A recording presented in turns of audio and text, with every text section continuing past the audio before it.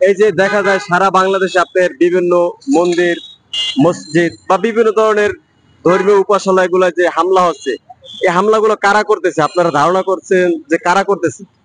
শোনেন, অবশ্যই যারা ধর্মীয় উপাসনালয় বা ধর্মতে আঘাত করে তারা কখনো মানুষ না, তারা কখনো বাঙালি হতে পারে না, তারা কখনো আমাদের আন্দোলনের সাথে সামিল ছিল না, সেটা অবশ্যই বলা যায়।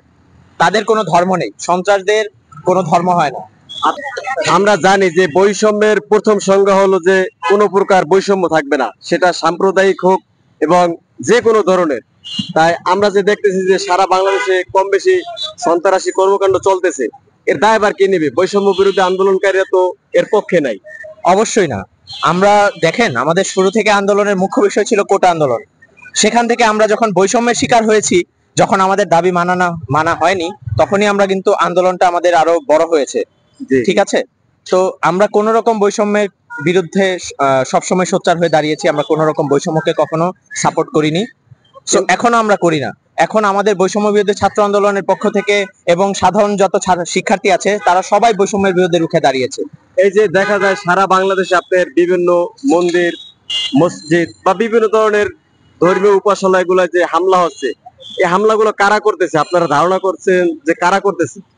শোনেন, অবশ্যই যারা ধর্মীয় উপাসনালয় বা ধর্মতে আঘাত করে তারা কখনো মানুষ না, তারা কখনো বাঙালি হতে পারে না, তারা কখনো আমাদের আন্দোলনের সাথে সামিল ছিল না, সেটা অবশ্যই বলা যায়।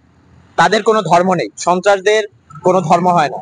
আপনাদের ধারণা কি তারা মূলত তাদের ব্যক্তিগত স্বার্থ হাসিলের জন্য এই কাজ করতেছে? হ্যাঁ, অবশ্যই কিছু রাজনৈতিক কুচক্রী মহল আছে, কিছু রাজনৈতিক দল তাদের ব্যক্তিগত স্বার্থ হাসিলের উদ্দেশ্যে, দেশে নৈরাজ্য সৃষ্টির উদ্দেশ্যে এইসব কাজকর্ম আরো আগে থেকেও করেছে, এখনো করে যাচ্ছে।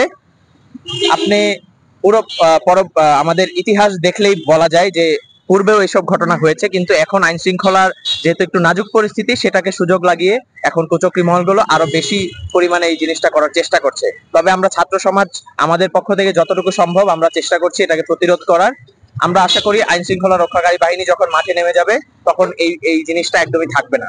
আমরা একটি সুন্দর বৈষম্যমুক্ত অসাম্প্রদায়িক একটি বাংলাদেশ দেখতে পাবো ইনশাল্লাহ।